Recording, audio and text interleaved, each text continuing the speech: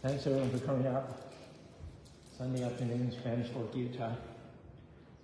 Everything is inspired by the teachings of His Divine Grace A.C. Bhaktivedanta Swami Prabhupada, the founder and charter of the International Society for Krishna Consciousness. Let me go back here at the beginning.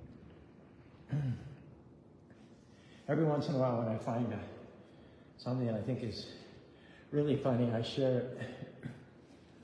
So, have you heard of the Russian comedian Yakov Smirnoff? Anybody? Well, when he first came to the United States from Russia, he wasn't prepared for the incredible variety of instant products available in American grocery stores. Hey, can you talk a little bit louder into the microphone? What's that? Can you talk a little bit more into that? It's kind of hard to hear back here. We're talking about... Oh, thank you. Perfect. Telling a funny story about Yakov Smirnoff, a comedian from Russia. But when he first moved to the United States, he wasn't prepared for the incredible variety of instant products which are available in American grocery stores. According to him, as he describes it, on my first, let me put on a Russian accent, on my first shopping trip, I saw powdered milk. You just add water and you get milk. And then I went down another aisle and I saw powdered orange juice. You just add water, you get orange juice. I went to a third aisle and I saw baby powder, and I thought, America, what a country.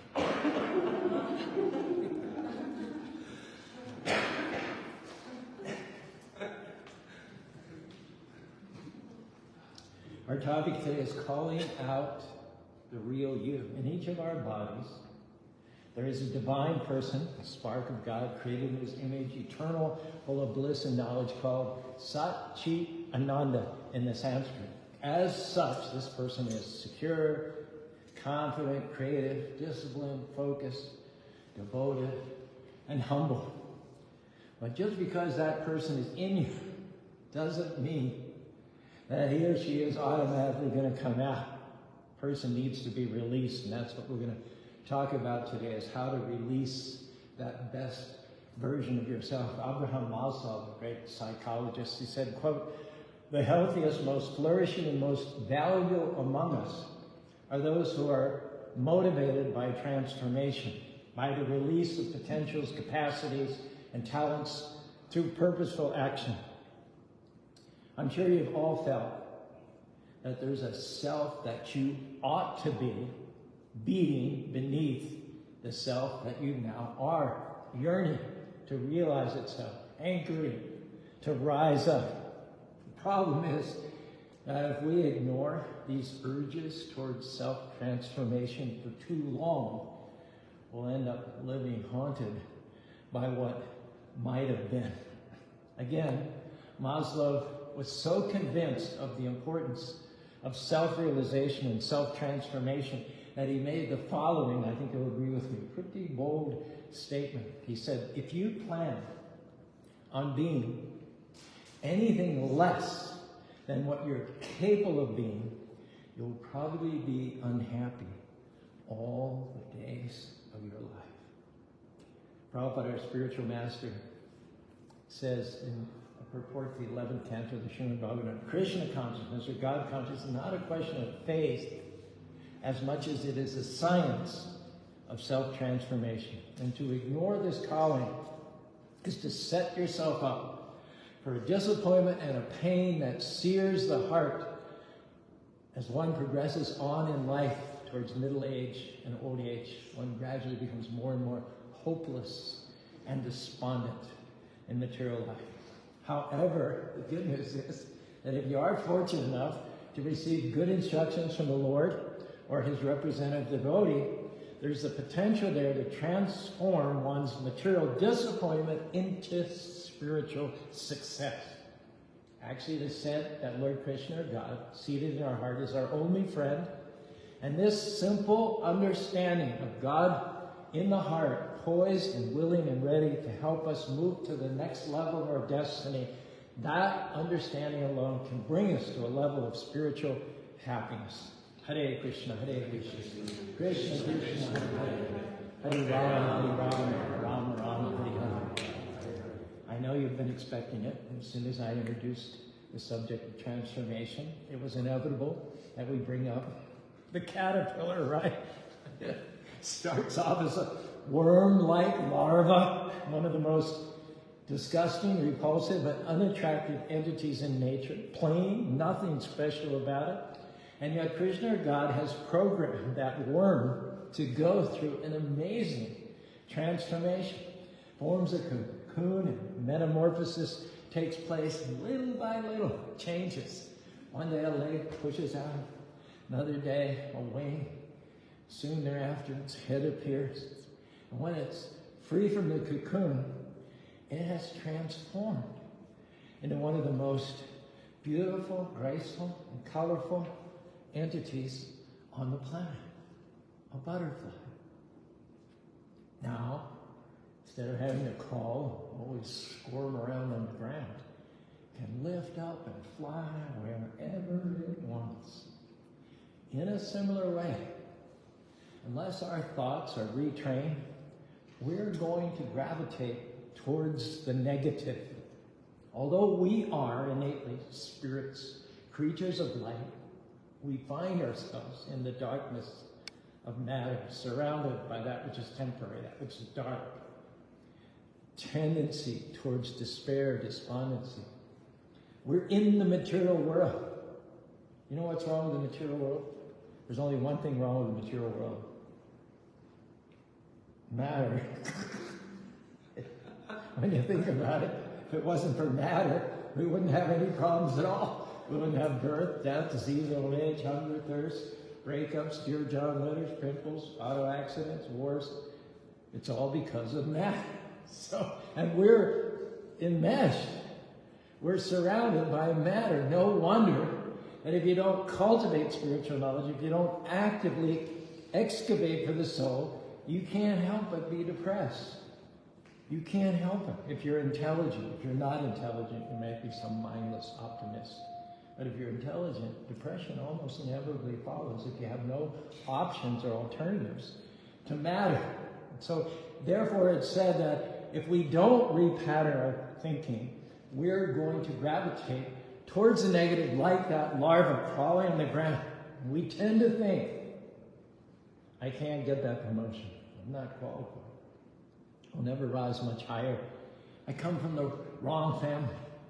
I've made too many mistakes. Krishna could never bless me.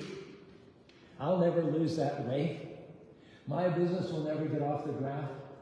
I could never be a good parent. You know what those are? Wormy thoughts. Yolanda Jacoby, in a thesis called The Way of Transformation, she writes, any obstruction of the natural processes of transformation or getting stuck on a certain level takes its revenge. If not immediately, then in the latter stage of the second half of life, serious crises, nervous breakdowns, and all manner of physical and psychic sufferings. And mostly, they're accompanied by vague feelings of guilt, tormenting pangs of consciousness, in the face of which the individual feels oneself helpless. He knows he's guilty, not necessarily of any bad deed. He may not have given away to any illicit impulse, and yet, in spite of not having committed necessarily any bad deeds, he's plagued by uncertainty, discontent, despair, and above all, by anxiety. In fact, he must be pronounced guilty. His guilt does not lie in the fact that he did anything wrong, but it lies in the fact that he has a blockage, and knowing that he has a blockage, he never did anything to move past it. Her associate, Carl Gustav Jung, in Memories, Dreams, and Reflections, says when troubled by these negative emotional states, most people choose to take the easy road. Instead of doing the work, the heavy labor, changing their behaviors, repatterning their thinkings, they just try to dull their feelings or run away from it. They take drugs. They drink. They distract themselves by pursuing mindless pleasures. The problem is that in the long run, this doesn't make it better. It makes it worse. We may think, Jung says, there is a safe road. But anyone who takes the safe road, the road of inaction, he says, is as good as dead. Because after all, what is death? If not inaction. So to break up logjams, you got to listen to what your well-wishing friend, benevolent Heavenly Father and Creator says about you. In the Bhagavad Gita, Song of God, Krishna says, Nenam chindanti sastari, nenam dada, na chenam vati, na society, nada. The soul, which I created, forged with my own hand, which is made of the same stuff that I'm made of, can never be cut by a weapon, burned by fire, drowned by water, or withered by the wind. Na tu evaham jatunasham, Krishna says to his friend Arjuna, never was there a time when I did not exist. Well, we all know that, God's eternal. But then Krishna goes on to say, nor you, nor you, nor you, nor you, nor any others also. That each and every living being is eternal. I blessed you in the very manner of your creation by making you indestructible, eternal. No weapon can harm you. No one can conquer you in the end. No enemy can defeat you. Hare Krishna, Hare Krishna. Krishna, Krishna, Hare Hare. Hare Rama, Hare Rama. Rama, Rama, Hare Hare. The problem with negative thoughts is they keep the full you, the real you, down from coming out. The key is to know that within you, there is a great parent. Within you, there is a great A+ student, a great talent, a great inventor. Within you, there is a person who is free and clean and sober. That person is the head, not the tail. That person is a lender, not a borrower. But you have to do your part. Keep renewing your mind. Rising above the dampening effect, the suffocating effect of matter, agreeing with what Krishna or God says about you. And if you do that, it's really just a matter of time before the real you, the butterfly, is released. You have to come to the point where you declare, that's it. I'm through with worm-like thoughts of defeat and inadequacy. I'm not going to sit around in the dark anymore. I'm turning on the light of Krishna's power, the light of Krishna's healing, the light of Krishna's rejuvenation. Hare Krishna, Hare Krishna, Krishna Krishna, Hare Hare, Hare Rama, Hare Rama, Rama Rama, Hare Hare. We read in the Srimad Bhagavatam about Narada Muni. In his previous life, Narada Muni was the 5-year-old son of a maidservant. Maidservant's a polite way in those days of saying a prostitute. That means he didn't know who his father was. His mother was bitten by a snake and died when he was 5 years old. When he was 5 years old, he was orphaned. He had no father, no older brothers, no sisters, no uncles, no cousins, no grandparents, no foster parents. Seemed unfair. How was he going to get fed? How was clothed, educated? So many disadvantages, and only at 5 years old. Now, surely, a lot of wormy thoughts were knocking on the door of his mind, telling him, you're at risk. You've got too much coming against you. You'll never amount to anything. You might as well settle for second best. But Narji knew this truth. If you're to fulfill your destiny, you need to call on the name of the Almighty Lord, asking His help to move past your circumstances, past the people who are coming against us. Narji did so. The Lord guided his steps to a forest ashram in the foothills of the Himalayas, where during the 4 months of the rainy season, there was a congregation of saintly devotees discussing the pastimes of the Lord, doing puja, doing the worship, and taking sacred food which had been offered him. Nard stayed with them for 4 months. He served them. He ate the remnants of their food. He listened to the sacred topics that they discussed. And he said, as a result of that, Namami, Hatatra Papatam, Guyadi Vedani, Gampadyatam Stisumam Kalim Pradiksan Vimara Vimatsaraha.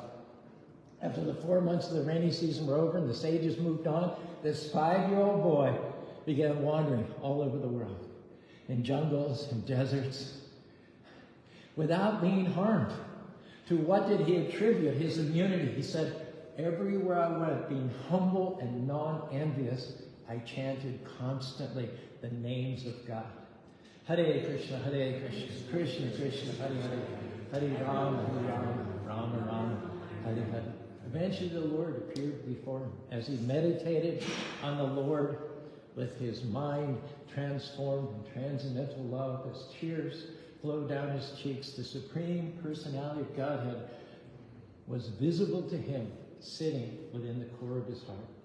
Narada Muni says these words, "It is personally experienced by me that the process of self-transformation after the ways of the great saints and sages can provide us with everything we need for crossing over and overcoming the gravitational effects of material nature and going back home, ultimately back to God."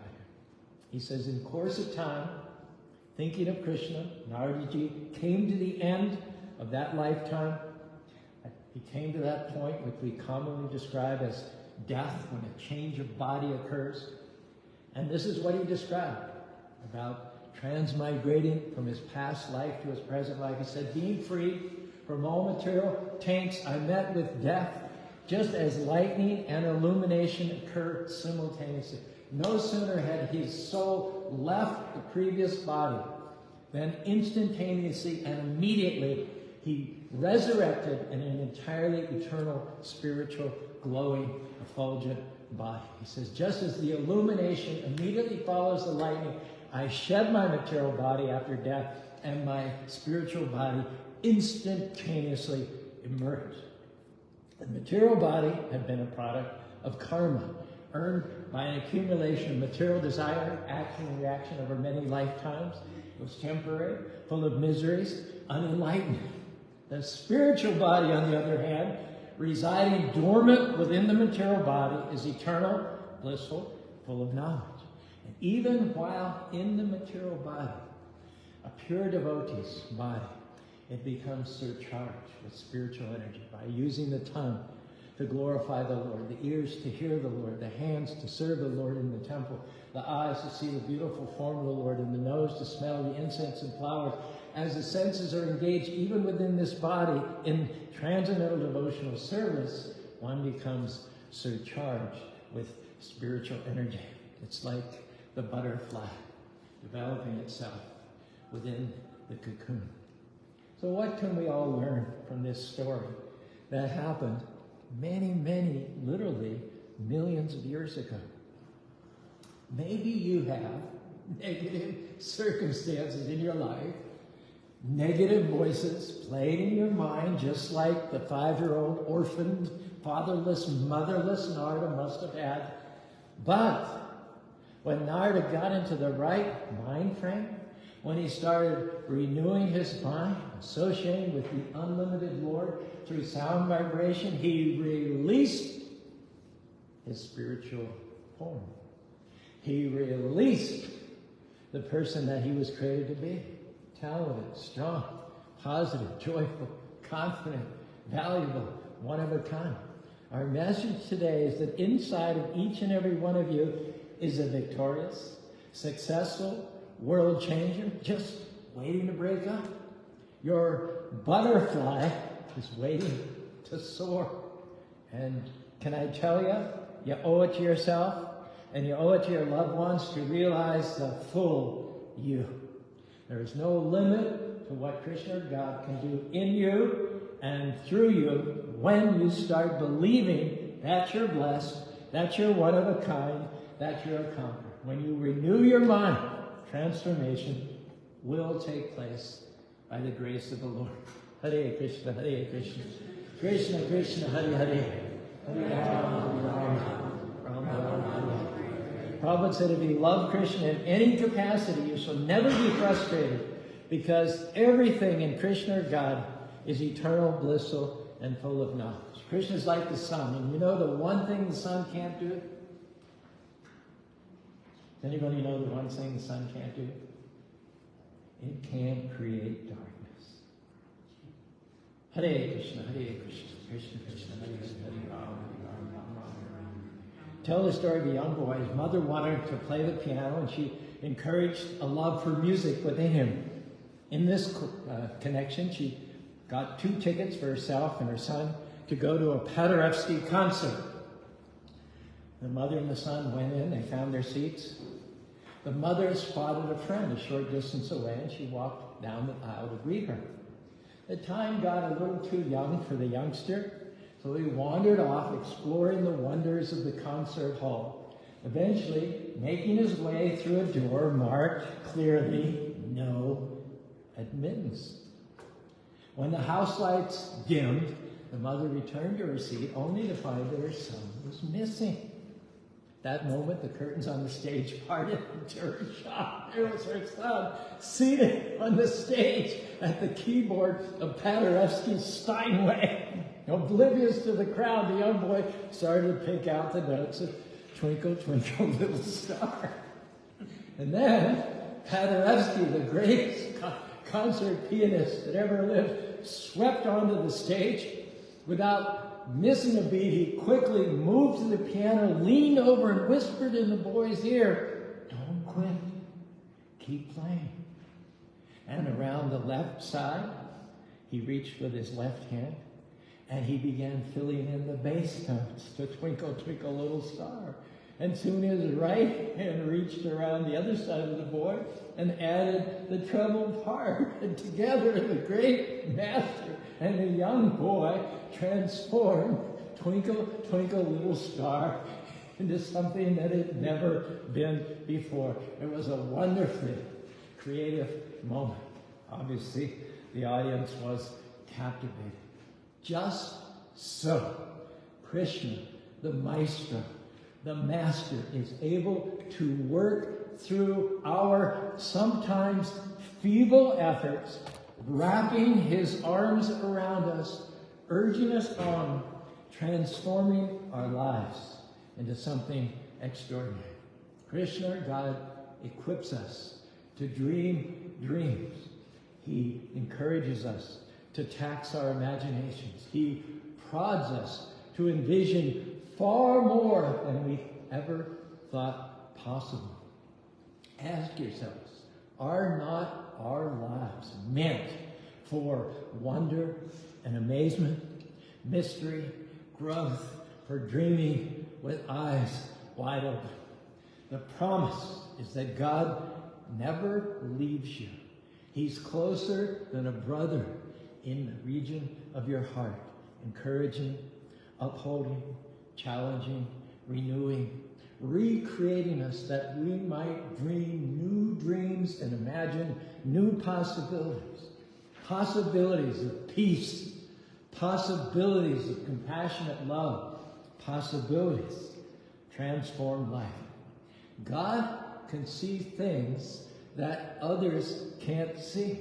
Sometimes people will push you down, make you feel insignificant.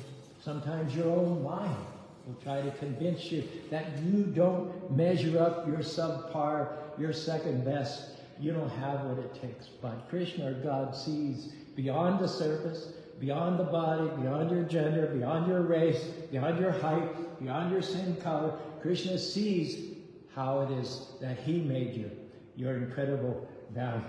He doesn't just see what you are at the moment. He sees past, present, and future. He sees what it is that you can become. He sees you as a shining soul ready to break out of the cocoon of this material body. But we just have to do our part. What is that? Cheto darpana marjanam baba navagni nirvapanam. Sri Chaitanya Mahaprabhu said, just clean the mirror of your heart. Just clean the dust of forgetfulness. Clean the dust of material association and misidentification from the dirty mirror of your heart so that it can reflect back to you a true image of yourself as a world changer, a barrier breaker, a conqueror, as wonderfully and fearfully made. We just have to chant.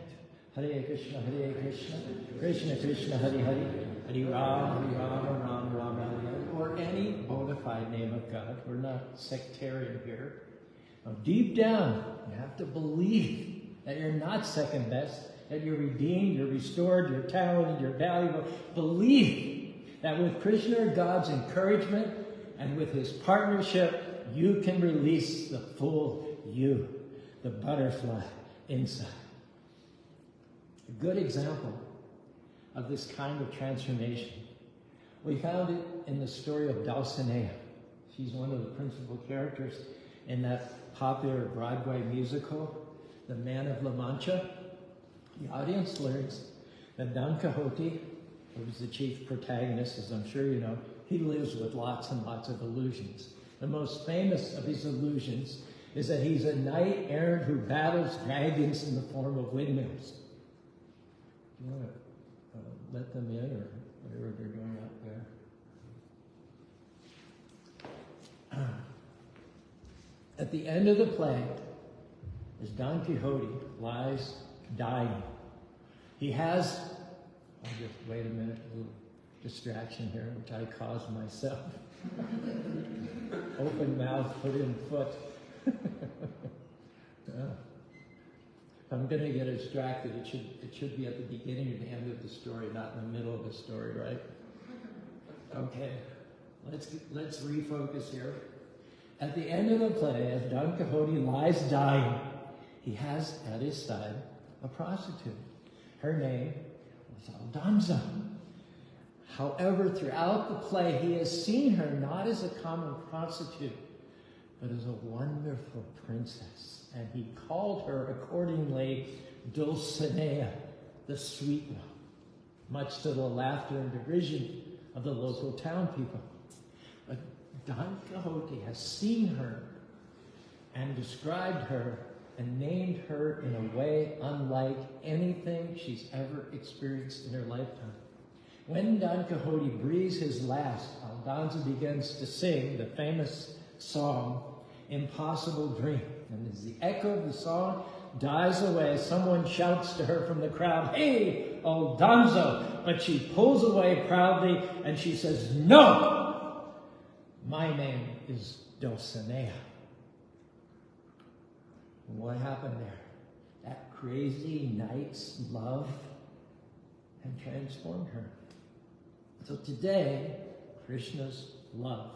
Krishna brought you to the temple here to hear me tell you that you're not average, you're not ordinary.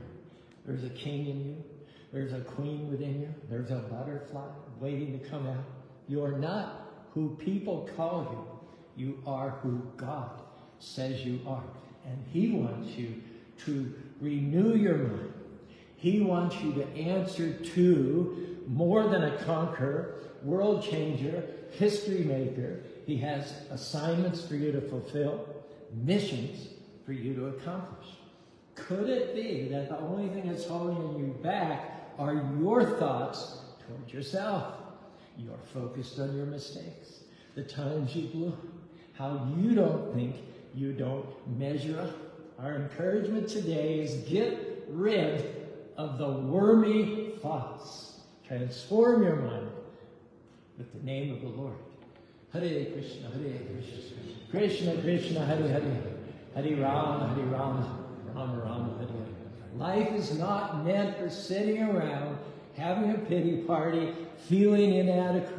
That's a way of killing yourself, of committing suicide. Our suggestion is turn it around. You need to get ready. Talent's going to come out of you that you didn't know you had. Strongholds of inferiority are being broken. You're going to feel a new boldness, a confidence to pursue your destiny. Krishna, God, does not want you to get stuck and stay in your cocoon. He didn't create you to crawl around and squirm. If you will start the renewing of your mind, you're going to realize the full you. We're calling out today the confident you, the successful you, the blessed you, the talented you, the disciplined you. We're calling out the excellent you. The king is coming out. The queen is coming out. You're not going to settle where you are. You're going to be transformed. If you will call on the names of the Lord, you're going to rise up on the wings of a butterfly. You're going to soar to places you could never have gone on your own in this life and next life. You are going to go back to home, back to God. So if any of that sounds good, I mean, after all, what's not to like? Let's raise your arms along with me, and let's all say together, Hare Krishna, Krishna Krishna, Hare Hare, Hare Ram, Ram Ram, Hare Hare. So we're all going to work on our butterfly selves, and there's no better person to lead us in the transformational process than Jai Krishna. So go ahead and stand up and do some chanting, and then downstairs for our wonderful vegetarian priest. And I hope you all have questions downstairs. I'll go from table to table, and I'll ask you one question. Do you have any questions? Please have some for me.